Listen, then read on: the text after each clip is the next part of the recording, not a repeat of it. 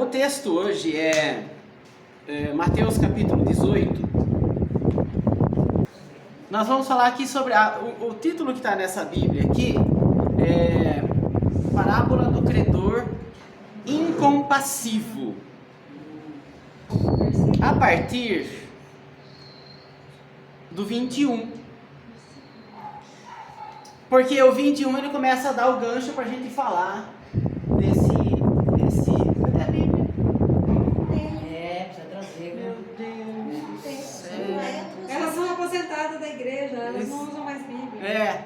Elas já são jubiladas. Já sabem de cabeça, já sabem tudo, já sei tudo. É assim, esse capítulo 18, ele está falando do reino dos céus. E um ponto do reino dos céus é a questão do perdão. Porque lá no começo do capítulo 18, os discípulos chegaram para Jesus e falaram para ele: quem é o maior no reino dos céus? Mas por que eles perguntaram isso? Só para a gente ter um contexto, né?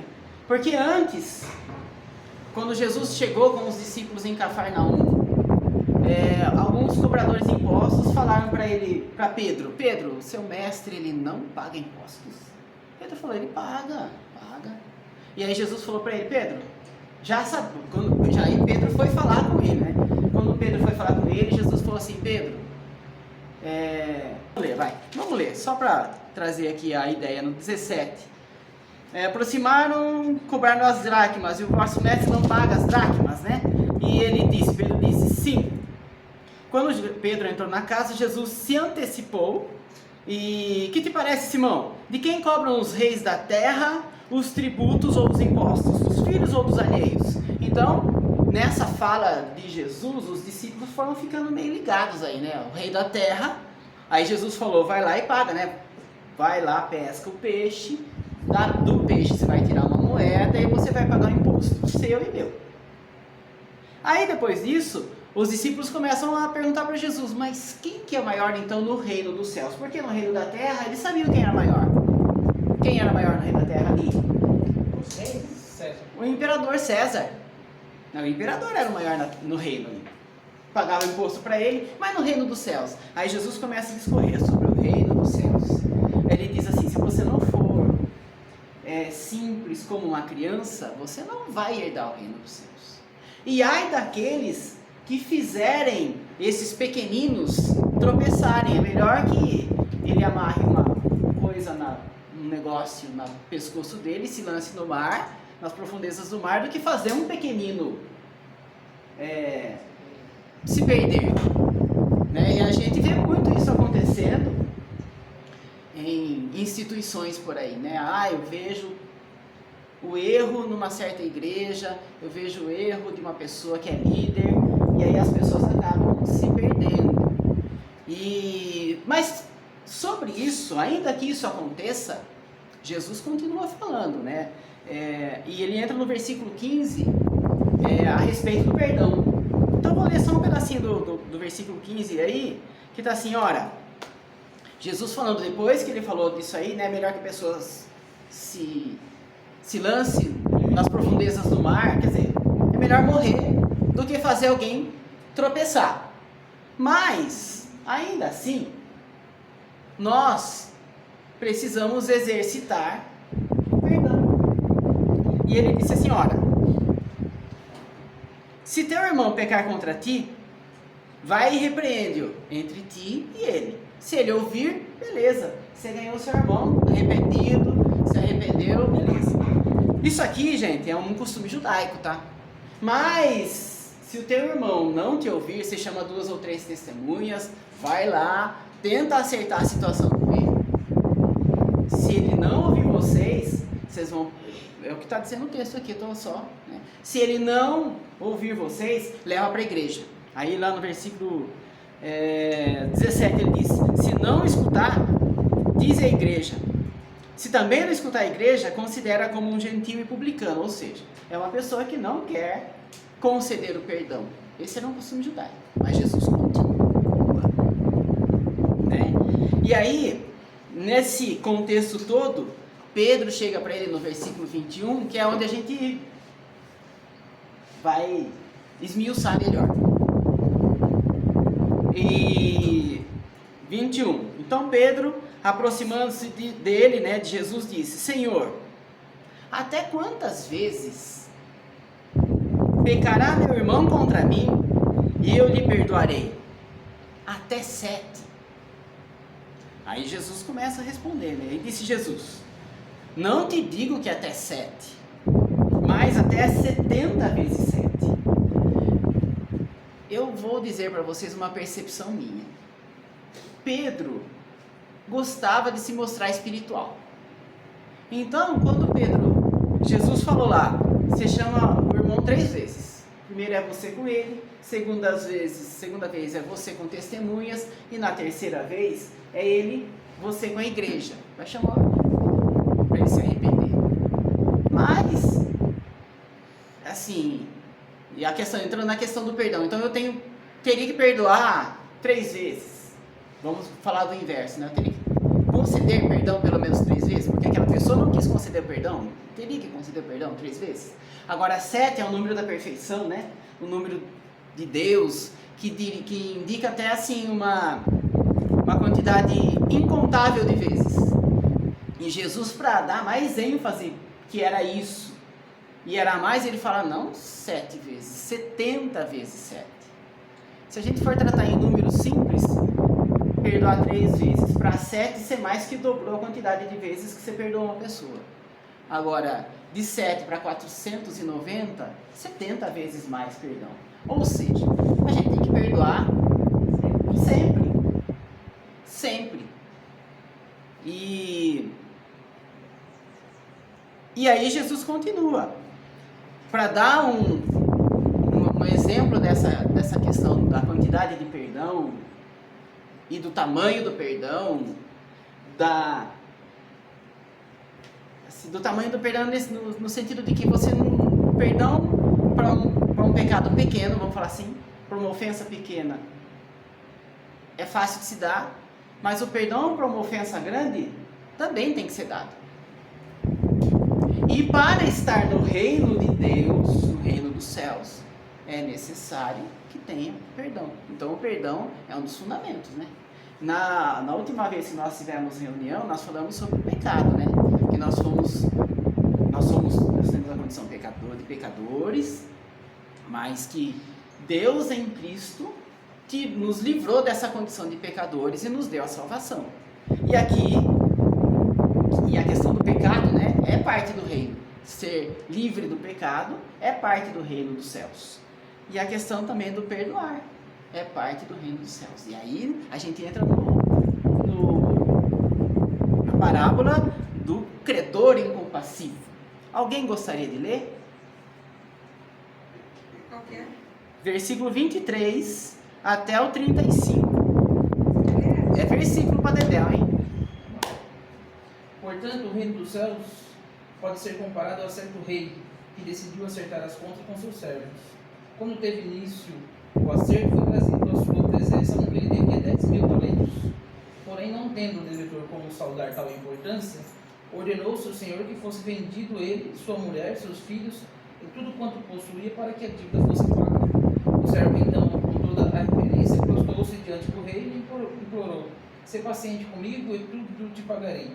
E o senhor daquele servo teve compaixão dele, perdoou-lhe a dívida e o deixou ir embora. Entretanto, saindo aquele servo, encontrou um dos seus conservos, que estava devendo 100 denários. Agarrou-o e começou a sufocá-lo, esbravejando: "Paga-me o que me deves."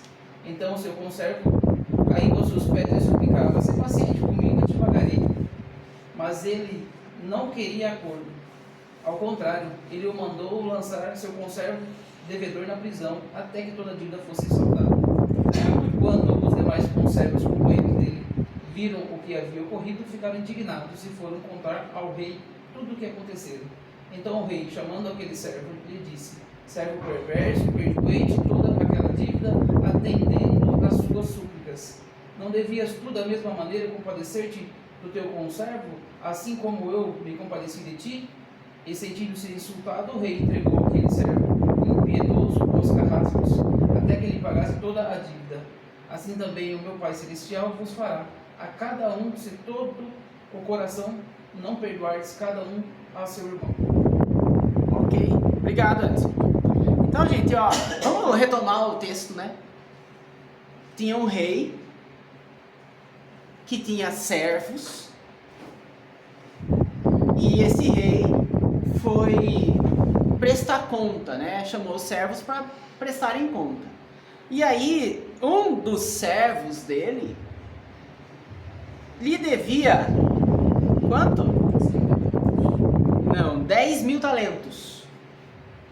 O rei tinha um servo, foi prestar conta. Vamos lá, servo, como está a situação? Olha, você está me devendo 10 mil talentos.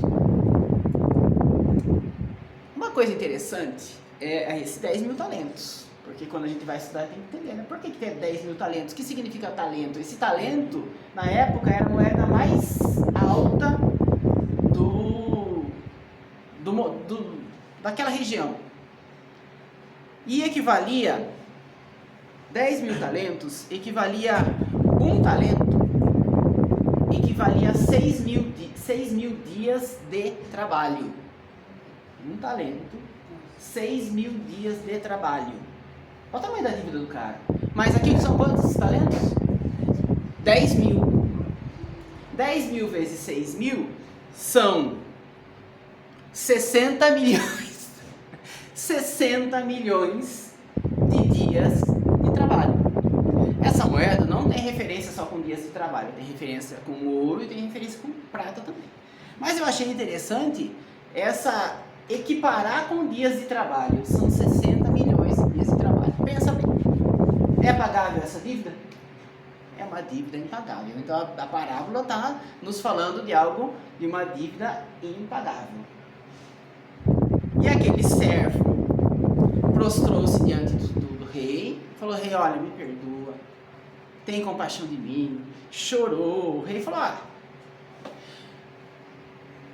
pode ser, vamos pensar assim, pode ser que aqueles 10 mil talentos representasse para o rei 1% da fortuna dele. Mas pode ser que aqueles 10 mil talentos representassem para o rei 90% da fortuna dele. Porque ele tinha mais servos, né? Então tinha mais gente devendo para ele. Agora, ele perdoou uma baita de uma dívida de uma boa parte da fortuna desse rei. Aí, seguindo o texto, este servo tinha conservos, pessoas que trabalhavam para ele. E aí, quando ele saiu, imediatamente após sair do julgamento do rei, ele foi cobrar o servo dele. E aí o servo devia quantos talentos? 100 dinheiros. Está aqui 100 dinheiros, mas são 100 talentos. Que equivale a 100 dias de trabalho. Aí esse servo mandou o conservo dele para a prisão, não teve compaixão dele, mandou ele para a prisão e ele teria que pagar toda a dívida. Aí os outros servos que estavam na mesma, vamos dizer, na mesma hierarquia daquele que foi perdoado, foram para o rei e dedaram ele, né? Rei, aquele lá que você perdoou, ele mandou um para a cadeia lá, para a prisão, porque devia 100 talentos. E aí o rei volta a aplicar a sua justiça, né? Então eu retiro a minha misericórdia de você. E porque você não teve misericórdia do outro, você não perdoou ao outro. A dívida que você tinha comigo, ó servo malvado, perdoei-te toda aquela dívida, porque me suplicaste. Não devias tu igualmente ter compaixão do teu companheiro, como eu também tive misericórdia de ti? Indignado, o seu senhor o entregou aos atormentadores até que pagasse tudo que devia.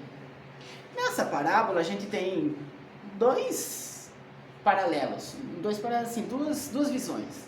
A primeira é a nossa, não é? Quando a gente ora a oração do Pai Nosso, tem um trechinho lá que diz assim: e perdoa as nossas dívidas, as nossas ofensas, como nós perdoamos a quem nos tem ofendido.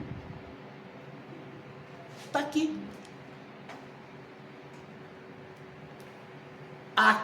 Aquela oração, esse trecho dessa oração foi aplicado nessa parábola. O servo não teve misericórdia do seu conservo, não perdoou. Consequentemente, Deus também, o rei também, não perdoou. E o reino de Deus, segundo esse texto, segundo a parábola, funciona desse jeito: eu vou herdar o reino dos céus se eu perdoar. Qual é o tamanho da dívida que eu tenho que perdoar? Todas. Senão nós não vamos herdar o reino dos céus.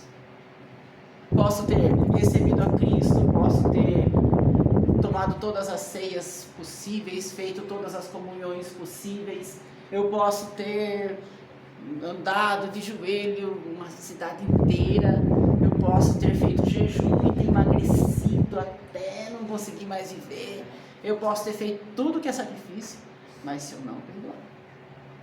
A palavra dura é? Dura. Mas se eu não perdoar.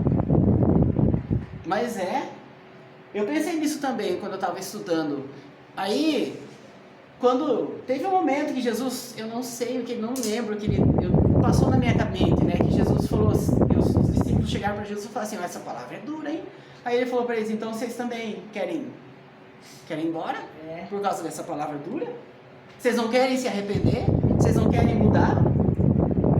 Tô meio chamuscado também, porque eu pensei nisso, falei assim: nossa, essa palavra é dura, pensei comigo.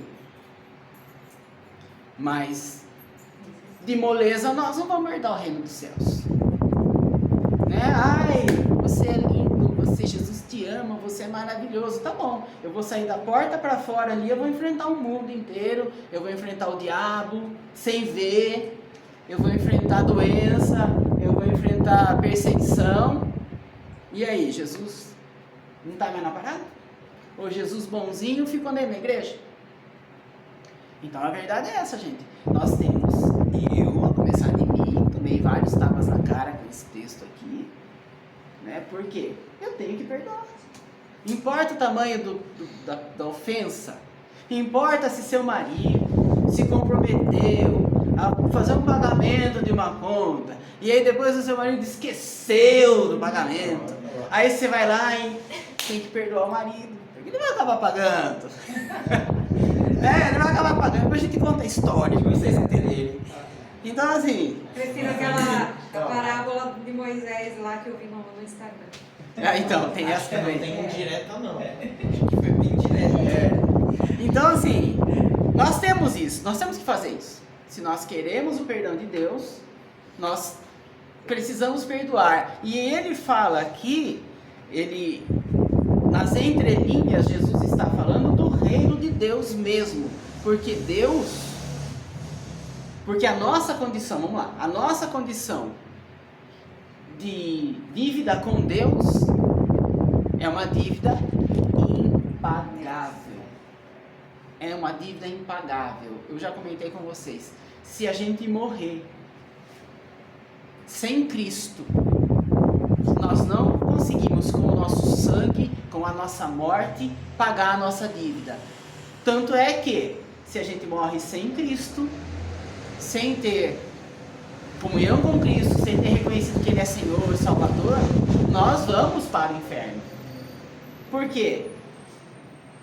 Não é verdade, dona Luísa? Por quê?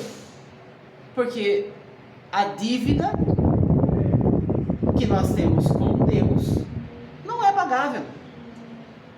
Mas quando a gente entrega a nossa vida para Cristo, reconhece que Ele é Senhor e Salvador, entra na condição do perdão do rei. Servo bom. Do servo bom. Pode ser. O rei perdoou a nossa dívida, Mas o rei, que é Deus, ele perdoa a nossa dívida diante de uma condição. Alguém, na verdade, ele perdoou alguma coisa que já pagaram por nós. Não é? Eu devia. Nem a minha vida pagaria a conta. Mas eu tive a conta paga. Por quem? Por Jesus. Então, quando o rei concede o perdão, ele concede o perdão, Deus, na analogia, né? Deus concede o perdão para os servos, que somos nós, por meio de Jesus. É a única maneira que nós temos de pagar a nossa dívida e herdar o reino dos céus. Então nós temos aí duas questões. Primeira, na nossa vida como pessoas, nós temos obrigação de perdoar. E a própria psicologia diz que perdoar traz vida. Certo ou errado? Certo ou certo? Né? Traz vida, liberdade. Traz vida, traz liberdade. Você tira um jugo, você perdoa uma pessoa, você libera a pessoa. E você fica livre do jugo. Ah, mas a pessoa já morreu. Declare o perdão para a pessoa que já morreu. Fique livre desse importunamento. Porque quem não perdoa fica com aquela mágoa na cabeça. Fica com aquele peso. E vem dor, vem angústia, vem tristeza. A pessoa nem sabe por quê. Porque está carregando com ela. Vou usar uma expressão. Está carregando com ela um defunto. Né? Um pecado. Que ela poderia ter se libertado dele. E um detalhe do perdão, né? Que a gente gosta de perdoar quando a gente sente. Ai, conversei com a Márcia, agora eu sinto que eu vou perdoar a Márcia, porque ela me ofendeu. Ou a Márcia, converso com ela sente que ela tem que me perdoar e ela perdoa. Só que a Bíblia não fala de sentimento para perdão. E nem para amor. O amor é uma ordem. E o perdão é outro. Você tem o direito de amar e você tem o direito de perdoar, se quiser. Você pode não perdoar. Você pode não amar. Mas a ordem bíblica para aqueles que creem em Cristo é amar. Ah, eu sou judeu, amar a Deus. Eu sou cristão, amar a Cristo, amar o próximo, porque Jesus falou, ame o seu próximo, como a si mesmo. Eu amei vocês, entregando a minha própria vida. É porque ele sentiu? É porque ele precisava. Porque ele tinha que cumprir isso que Deus tinha determinado. Isso é expressão de amor. Então, perdão é uma expressão de amor? Claro. Mas perdão é uma determinação bíblica para que a gente tenha vida eterna. Para que a gente tenha paz. E é uma decisão pessoal. Eu quero perdoar. Eu não vou esperar sentir, porque se a gente esperar sentir, gente, não vai sentir. Muitos casamentos se rompem porque as pessoas esperam sentir amor. Não dá para esperar sentir amor. Você tem que cumprir o amor. Eu faço a escolha de amar a minha esposa até o final da vida. Eu faço a escolha de amar o meu esposo até o final da vida. Eu faço essa escolha. Vai passar dificuldade? Claro que vai. Troca de mulher, vai mudar a dificuldade? Troca de marido, vai mudar a dificuldade? Não. Não vai. Até tem uma parábola, né? Jesus encontra a samaritana lá, você já teve 7 maridos. Pô, a mulher passou por 7 maridos. E você acha que a vida dela foi fácil? Em algum casamento foi maravilhoso o casamento dela? Não. Mas ela tinha que ter feito a escolha de amar. E quem estava com ela também tinha que ter feito a escolha de amar. Independente da condição, da situação. E é assim o perdão. A gente tem que fazer a escolha de perdoar. Para que nós tenhamos vida. Para que a gente tenha clareza. Para que as nossas orações sejam ouvidas.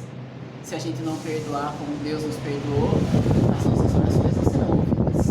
Aí eu vou orar, minha oração não flui mesmo. Tem alguma pendência?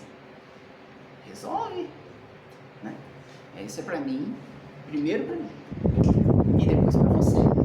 Se você achar que convém. Pra você, se você achar que convém. Vamos ter esse compromisso.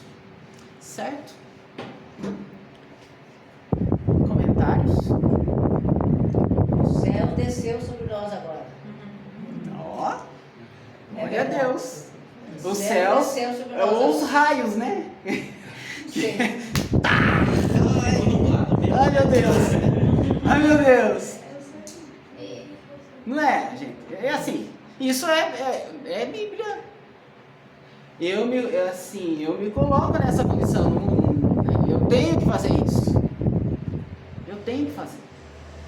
Nós temos que fazer. E que o Espírito Santo de Deus nos dê a força, a coragem, a condição, a habilidade de perdoar. Que o nosso coração seja quebrantado. Porque a Bíblia diz, né, o coração quebrantado e contrito, Salmo 51, tu não desprezarás, ó Deus. Então, quando a gente se coloca na presença de Deus, eu estou aqui falando com o Senhor na real. E é legal falar com Deus na real, porque a gente falando com Deus sem um rito. Eu vou começar assim, vou começar assim, vou começar assim. Perfeito. A nossa oração tem caminhos, mas na hora que a gente está lá, sabe aquilo que Jesus falou? Vai no teu quarto em secreto, e lá em secreto você fala com teu pai?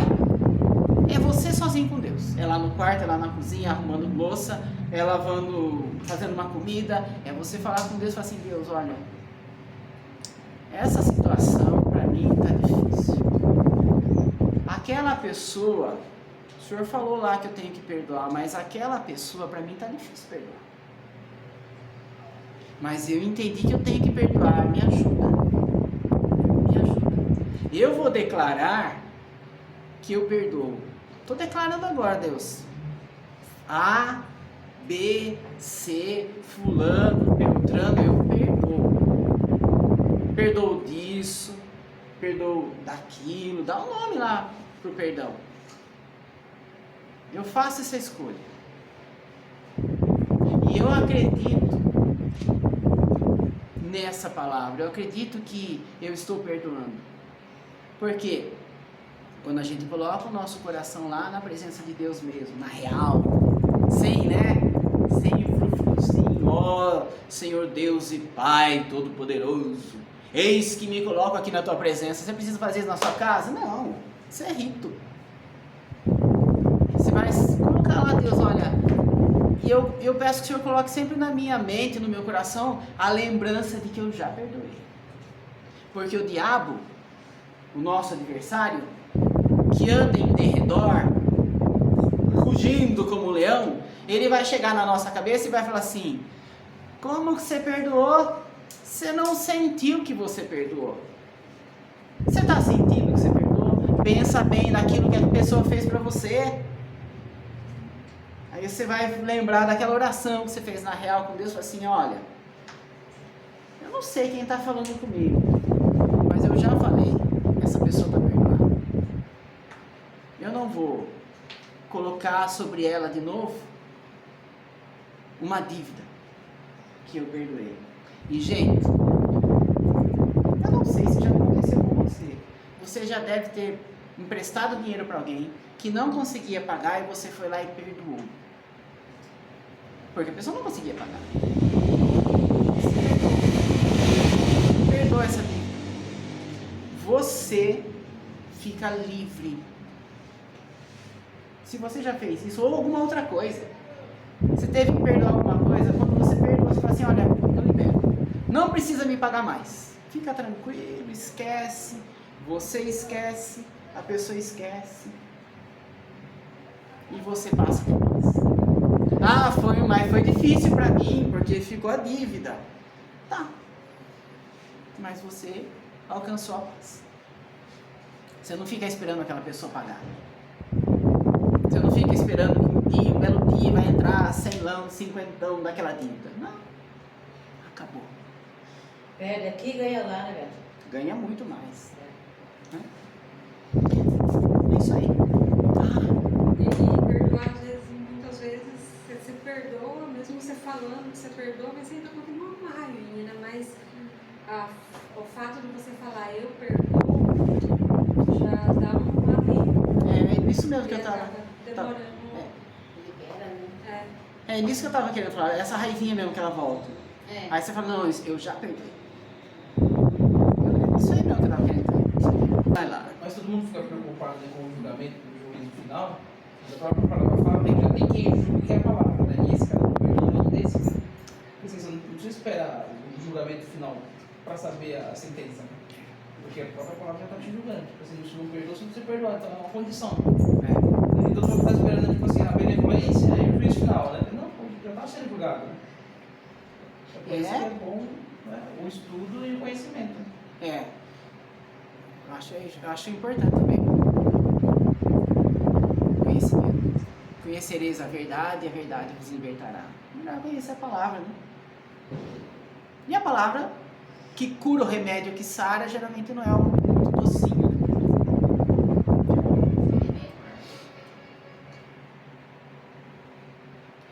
Certo? Oremos.